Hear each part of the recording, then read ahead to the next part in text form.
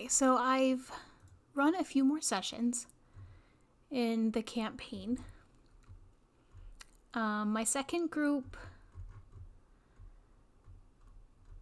also had the eavesdropping and big-hearted traits, so when they were exploring for their first week, I was expecting them to rely on that like my first group did, but they didn't.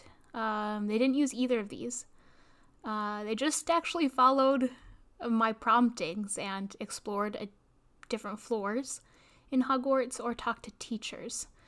Something they did, though, is they explored some of the floors I didn't have developed yet. So I ended up having to do some on-the-spot creation, as it were. They specifically went over to the Broken Bridge and messed around with the Broken Bridge a little bit. Everything that happened, I then wrote down after our session, so I could just be consistent with how things go over there, I guess, with my first group, if they decide to go that way too. They also got into the armory in the trophy room, so I had to write what I explained to them when they got over there. They also went to the 5th floor, and I made up a little scenario there on the spot, which I liked enough that I decided to write down, and I'm going to keep that there in case my first group again goes over to the 5th floor.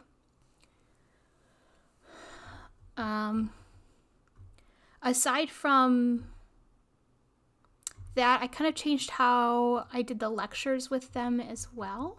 I wanted to make sure that everybody got a class that they were good at with the lectures, because they have advantage on different classes depending on what they're good at.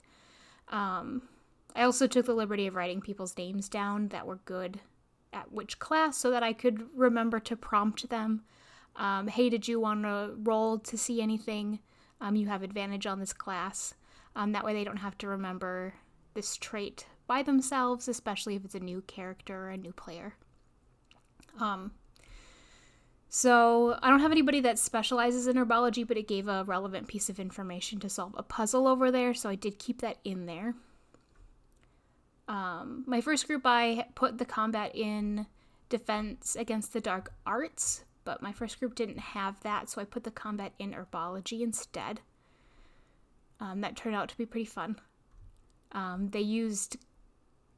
the alchemist used their glitter bombs on the vines, which made them really sparkly, and everybody really loved that, so... trying to think if there's anything else that was different that I changed around. My first group has not gone through History of Magic at all. I also changed it so that I have 3 lectures per week instead of 2. One of my players just voiced that they thought it would be nice if each person in the group had an opportunity to answer a question for extra points, and with just 2 lectures there wasn't enough. So I put 3 in instead.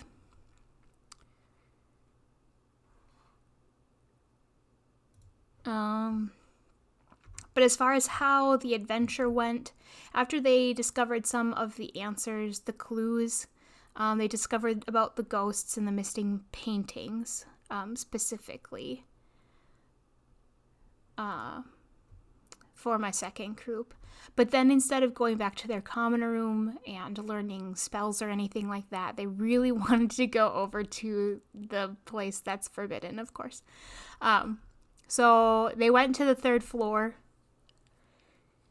and they tried a lot of different ways to get past the golem, and they did end up being successful, getting past him in various ways. Now, 2 of them decided to do this climbing outside. This was deadly. Good news is they all rolled really well. They didn't check the danger before they went out there. They just told me they did it. And I'm a person, as you'll find out, that tries not to tell my players no. If they choose to do something dangerous, then they get the consequences of what's dangerous. And so that's basically what I let them do. So there were easier ways for them to get past, as you can see. Ideally, I was thinking they would go past this golem on a different week later on. But one of the students did end up getting caught. She was covering for the other players. So she ended up getting caught. She got detention from the teacher. That was Marceline here. So I also had them roll to see which teacher found them. If they had a teacher that they had made some sort of emotional connection with, they might not have gotten detention. But they rolled Madam Hooch, which they haven't had yet. And she's pretty serious. I had typed up a little blurb about how she responds to students. She doesn't like jokes, and she's pretty serious. So she gave detention. We ended there. The rest of the players had gone over. They investigated the trophy room and the armory, and they found the secret passage that goes down to the, not Chamber of Secrets, the dungeon that was at the bottom of the first book, where the Sorcerer's Stone was being held. They did find that. They opened the hatch, but right now they don't have any light source. So they ended the session there, trying to decide what they wanted to do with that knowledge, and Marceline was being escorted. So that meant that I had to quick type up during that next week before I met with them again what's down the trap door. So I made 2 paths down the trap door. One of them is dangerous, and because they don't have Marceline with them, their whole group isn't together, I really wanted to give them a safe escape from it if they went down there. Though it wasn't initially there in the first place. And then I had to type up something for Marceline to see if she just got brought back to the common room. That wouldn't have been very fun for her.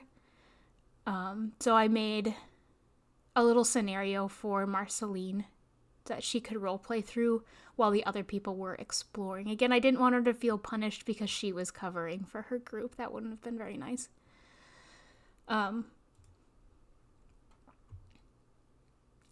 So yeah, that's how it went. My first group then met, and they had no interest in the 3rd floor and going past there. They studiously, went into the weekend. That's what happened up here. They had breakfast together. They decided where they wanted to go for the weekend, how they wanted to split up their time. They did end up confronting some bullies in the courtyard, which I think I had already planned. Yes, bullies. And they had a lot of fun with the new spells that they had already learned because they went to the common room and studied. And after that, they decided to do their homework for their first round. Surprisingly, they wanted to role play the homework doing. I was expecting them just to announce we're doing our homework, and then for us to basically pass the time, being like, yeah, you did fine. As long as they have a group member in that homework group that has a high enough intelligence, it's fine. Because, of course, some of my characters have negative intelligence, so they're not very good at doing homework, to be honest. But as long as they work together, I think it would be fine. But they wanted to roleplay it. So one group went out and investigated the herbology homework, so what trees were magical on the grounds and which ones were mundane. Again, I had to make stuff up because I wasn't expecting them to roleplay it. So they met some Ravenclaws. They had the character that was big-hearted again that can talk to other students, so they responded well to the group. And they learned how to do the homework well.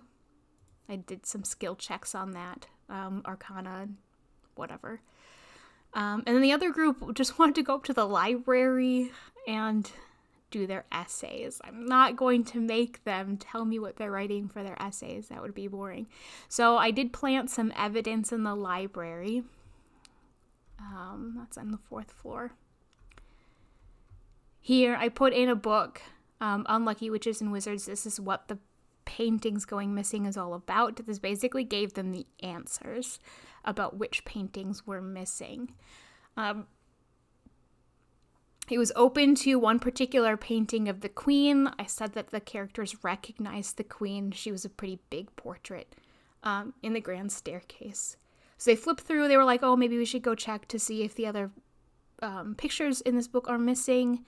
Then they went down to the grand staircase where they got to run into the Professor Trelawney event. It said any player that selects to investigate the paintings finds her, but at this stage I needed them to do something other than try to roleplay homework. So I had them run into her. They didn't quite get the fact that Trelawney had hid the paintings to address their bad luck. And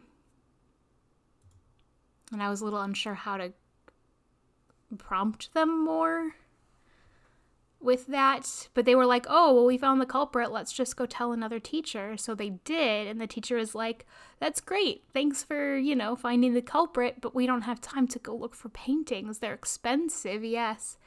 But teachers are all setting up their classrooms. And they're like, why doesn't anybody care about the paintings? And I was like, you guys are supposed to care about the paintings. You're supposed to go find it to bring glory to Slytherin House. So it was interesting to try to figure out how to motivate them to go do that. Eventually, though, they all got together again after their homework was finished. In their second hour, they decided to go explore the greenhouse again. The greenhouse has a picture there. There's a painting there. And they wanted to go investigate why the plants there were kind of dying. Here we go. Because the picture there is very bad at growing plants. He always killed everything he touched. And so that's why the plants are not doing very good. That's the type of bad luck he had. And so the players were able to discover where that was.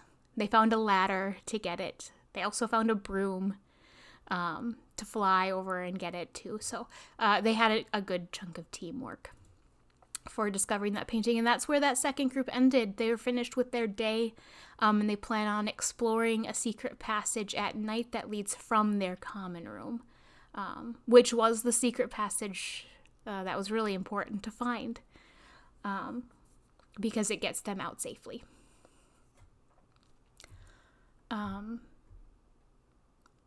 I had one more session after this with my group 2. Now, ideally, what I had wanted them to do was to, they discovered the secret passage in the armory. I was hoping that they would be like, oh, we don't have a light. We can't go down there. We should go learn more spells, and then we'll come back. But that's not what they did. They definitely went down into the Sorcerer's Stone dungeon. They decided to light all of the Devil's Snare on fire with alchemist fire, which was great. That provided them with a light source. And they just waited for the fire to die down a little bit, and they jumped down into the pit. So I put the door with the riddle here. That was supposed to be the safe way out. It was pretty narrow. The other one was blocked by rubble. Technically, again, I let my players do whatever they want, so they can go through the rubble if they had wanted. They could have pulled the rock pieces away and gone in there. Good news is they chose to go past the puzzle door. They finally figured out what the answer was. They got it open, went through the icicles, and then they found their way into the kitchen. Now, at this stage, the group split up again. So half of them went back to the common room because they didn't want to go back and explore a place that was really dark. They didn't have a light spell. And that was the smart thing. But then we had 2 players that wanted to go back, and they just really wanted to see what was past the rubble. So I had a group of 4 that was studying in the common room, learning their new spells, and then the last group, second group, the 2 players went back to go investigate past the rubble. And again, we haven't moved into the weekend yet, and our session is like, this was supposed to be week 2 for my planning.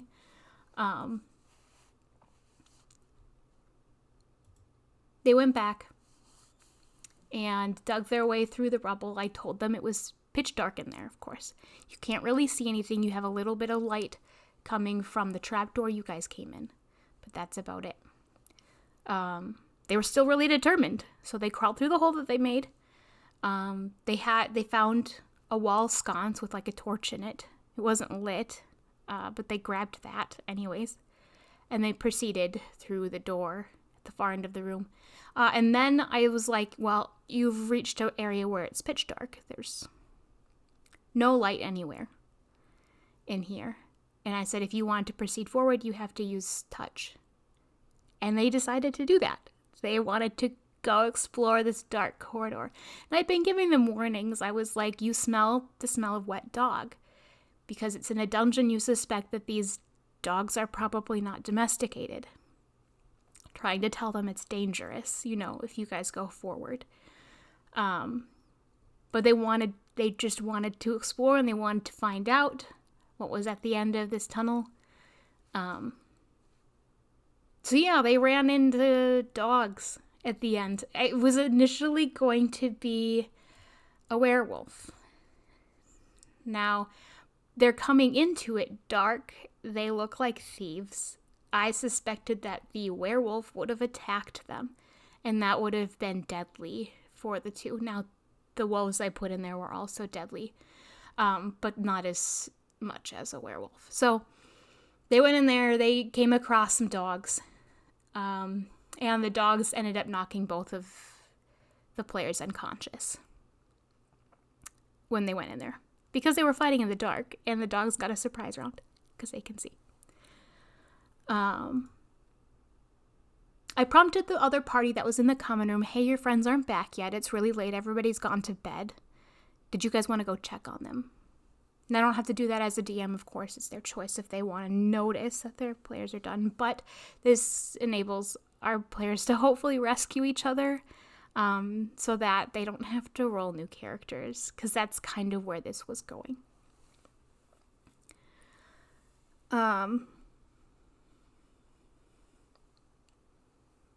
I kind of suspect that the dogs maybe would have been the werewolf's companions.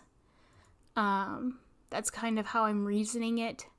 The other group did go down to help their friends. They had learned a few new spells, including Lumos, so they could light the way. The problem was the situation was just so dire already. They were both unconscious. There were 3 wolves, 1 mother wolf and 2 cubs. And we're still in the situation. We had to end the session while they were in the middle of combat. We have people that, they get healed. Well, they didn't have a healing spell until they had learned one in the common room. So good news is they'd learned a Lumos and a healing spell. But I mean, everybody is currently conscious in the fight. But they just killed one of the mother wolf's cubs, which made her berserk. And we ended there. So now as a DM, I've got to figure out if I want to try to save my group. Do I want to send in the actual werewolf, pretend like it's not a transformed week or, month, so that they can talk with the werewolf? I think there should be consequences if these are the pets of the werewolf or companions. They'd probably be pretty mad that they came into the territory of the dogs and started hurting them. So I think the information that the werewolf would have had, which I had just basically given the answer to this werewolf if the players had found it, since the sessions aren't going as fast as I was expecting. I was going to put the answer with the werewolf so that they could find the answer and go solve it. So that they could get it done, basically, in the 4 weeks that we have. But now the werewolf is going to be mad, so they probably won't be answering any questions for the players. But that'll save them, and they can at least play for the 2 more sessions that we have. Otherwise, I could have the dogs probably knock them all unconscious. The berserked mom is going to do a lot of damage. And the peaceful werewolf could find them unconscious and deliver them to the infirmary, at which point they would theoretically skip a week because they had to heal in the infirmary. And they would all have detention, of course, or get expelled. It's hard to say. So I have a lot of different options that I could take this. I was also thinking that I could maybe turn one of them into a ghost in case one of them actually dies. This whole thing is kind of about ghosts. So that would be kind of fun. But yeah, that's where we're at with the planning. Obviously, things went off the rails. If you guys remember a few sessions back, I had typed in all the things I needed to learn each week. Well, that's kind of just out the window for my second group. First group is fine, and they're my home group, so we meet every single Tuesday. We're not limited in our time, so they'll be able to solve the riddle no matter how, gentle it takes them to get there.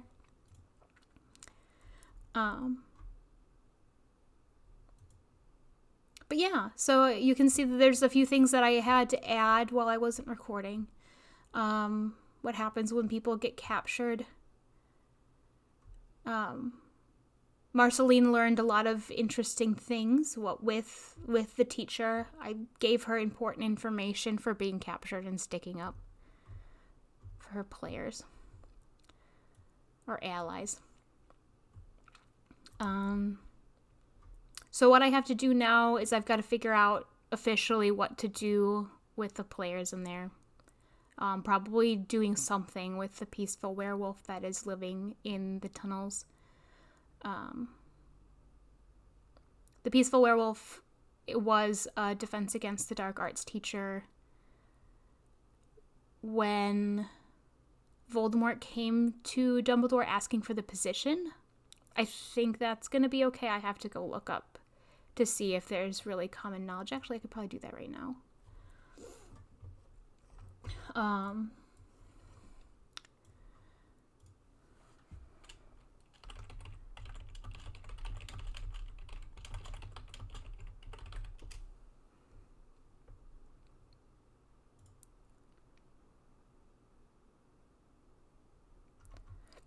I'm not really sure if...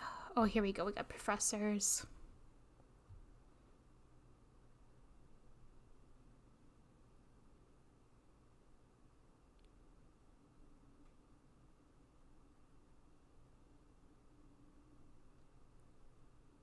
So, I guess maybe during that time it would have been Galatia Mary Thought or Patricia Rakepick.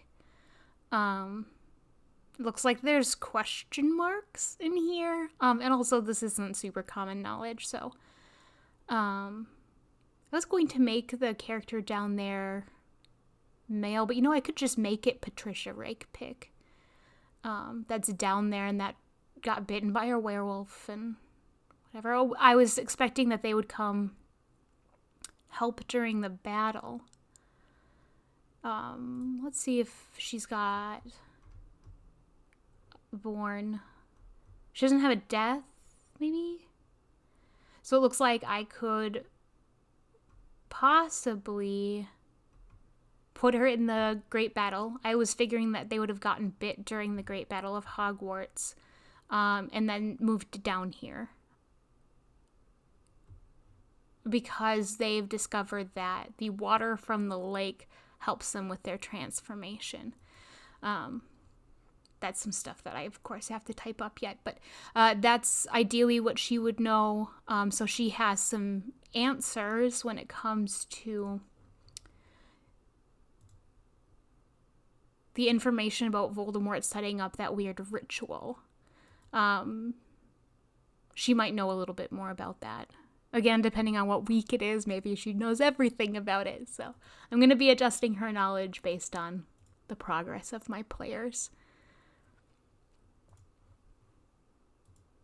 And that's that. That's how the sessions are going. Based off of the information that I've typed up.